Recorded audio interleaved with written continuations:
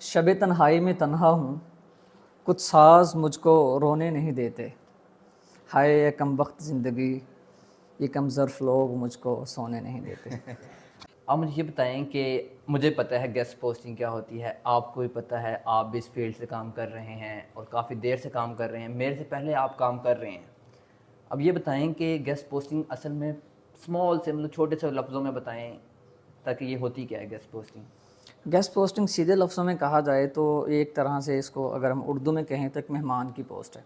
ये सिलसिला कार समझ लीजिए कि बहुत पुराना है, बहुत पहले से चलता चला आ रहा है। अब अगर इसको मैं बहुत पीछे लेके जाऊँ ना तो बात बहुत लंबी चौड़ी हो जाएगी।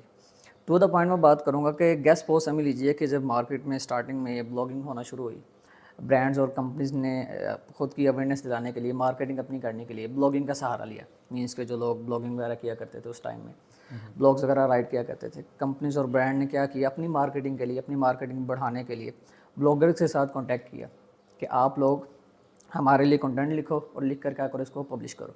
ये मैं आपको बात बता रहा हूँ 90s के बाद की, जब मार्केट में ब्लॉगर आया था ना 1999 में। पायरालेबिस कंपनी थी, उसने ब्लॉगर को लॉन्च किया। तो समझ लीजिए उस टाइम ये जो एक चीज़ थी ना ट्रेंड पे थी, हर एक बंदा इस पर काम करना चाह रहा था। लेकिन उस टाइम हर एक बंदे के पास समझ लीजिए इतने ज़्यादा पैसे नहीं थे, वो डोमेन और होस्टिंग और वेबसाइट को मैनेज मीन्स कि उसको अफोर्ड नहीं कर सकता था। आपको यहाँ पे बताता चलो 1994 से लेके 1998 तक तकरीबन 100 ब्लॉग्स थे मार्केट के अंदर, मीन्स के 100 वेबसाइट थी। आप खुद अंदाज़ा लगा लें ये चीज़ें कितनी ज़्यादा एक्सपेंसिव हुआ करती थी उस टाइम। तो जब मार्केट में ब्लॉगर आया तो लोगों ने ब्लॉगिंग करना स्टार्ट कर दी। फिर 2003 में समझ लीजिए इसमें मज़ीद चेंजिंग की गई जब गूगल ने इसको बाय कर लिया ब्लॉगर को। अब गूगल के पास ये प्रोडक्ट है, जो ब्लॉगर है ना, अब ये गूगल की प्रोडक्ट है। तो लोगों ने इसको बहुत ज़्यादा यूज़ करना शुरू कर दिया। तो समझ लीजिए जो कंपनीज़ हैं वो लोगों को इस तरफ लेकर आई हैं। जो लोग ब्लॉगिंग करते थे, ब्लॉगिंग आपको पता है कि इसमें होता है कि आप डेली बेसिस पर जो भी काम करते हैं, जो भी आपकी एक्टिविटीज़ होती हैं, आप उस पर लिख के पब्लिश कर देते हो।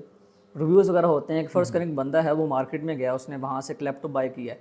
अब वो क्या कर रहा है, घर से लेके वहाँ तक जाने का सफ़र लिख रहा है कि मैंने ऐसे ऐसे इसको बाय किया, ऐसे ऐसे मैंने बाय किया, इसकी ये रेटिंग और रिव्यूज़ है, मीन्स के इसकी स्पेसिफिकेशन वगैरह सब कुछ इसमें ऐड कर देते हैं।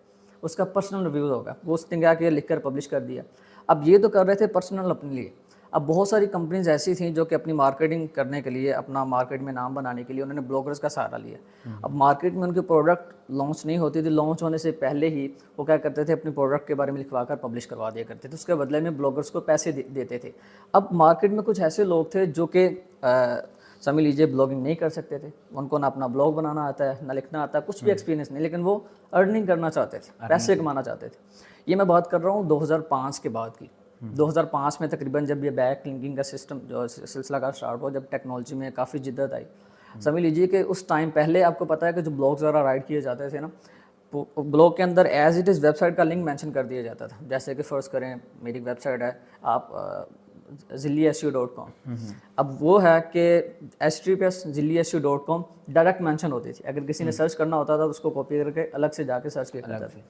फिर जैसे ही मार्केट में काफ़ी चेंजिंग आई टेक्नोलॉजी में, समझ लीजिए कि काफ़ी जिद्दत आई 2005 में, फिर कीवर्ड के पीछे लिंक को लगाया जाने लगा। 2005 में जब बैक लिंक की सर्विसेज वगैरह प्रोवाइड होना शुरू हुई तो उस टाइम में समझ लीजिए काफ़ी सारे लोगों ने इससे अर्निंग करना चाहिए। लेकिन हर बंदा, आपको पता है कि हर एक फील्ड के लिए परफेक्ट नहीं होता। अब एक राइटर है ना, वो लिख नहीं सकता। फ़र्ज़ करें मैं अगर कहूँ तो थोड़ा बहुत मुझे लिखना आता है, तो अगर मैं आपका भी कोई ना कोई शौक़ होगा, जैसे कि आपका पबजी का शौक़ है, तो मुझे इसका ए टू जी कुछ भी नॉलेज नहीं, कभी मैंने खेली नहीं। तो हर एक बंदा जो है हर एक फील्ड में परफेक्ट नहीं हो सकता। तो उस टाइम में काफ़ी सारे लोग इससे अर्निंग करना चाहते थे, पैसे कमाना चाहते थे, क्योंकि उस टाइम ये चीज़ ट्रेंड पे थी, हर बंदा इससे अर्निंग कर रहा था, पैसे कमा रहा था। तो अब उन्होंने क्या किया, दरमियान वाला रास्ता इख्तियार किया। दरमियान वाला रास्ता इस तरह से इख्तियार किया कि उन्होंने सबसे पहले ब्लॉगर्स को पकड़ना शुरू कर दिया, जो लोग लिखकर पब्लिश किया करते थे ब्लॉग्स वगैरह। और सेकंड उन्होंने क्या किया कि कंपनीज और ब्रांड की तरफ जाना शुरू कर दिया। उस टाइम में होता ये था कि लोग फिजिकली भी मार्केट में विजिट किया करते थे।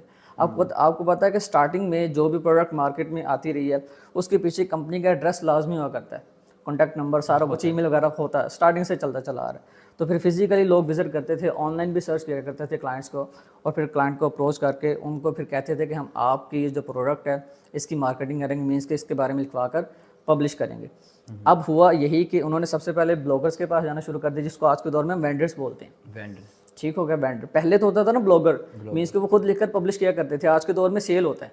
जितने भी वेंडर्स हैं, जितने भी लोग हैं, ये आज के दौर में बन चुके हैं फ्रोश, मीन्स के बेचने वाला। लेता है कंटेंट, पैसे लेके उसका कंटेंट लगा देता है, खुद लिखकर कुछ पब्लिश नहीं करता। कुछ नहीं बोलते। तो ये आप पहले ब्लॉगर्स हुआ करते थे, फिर बाद में इनको वेंडर्स कहा जाने लगा।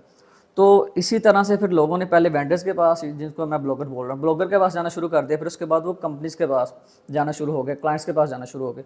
उनसे एक कहने लगे कि हम आपकी मार्केटिंग करेंगे और इससे आपका जो मार्केटिंग में नाम बढ़ेगा, आपके प्रोडक्ट की जो सेल है वो काफ़ी ज़्यादा बढ़ जाएगी।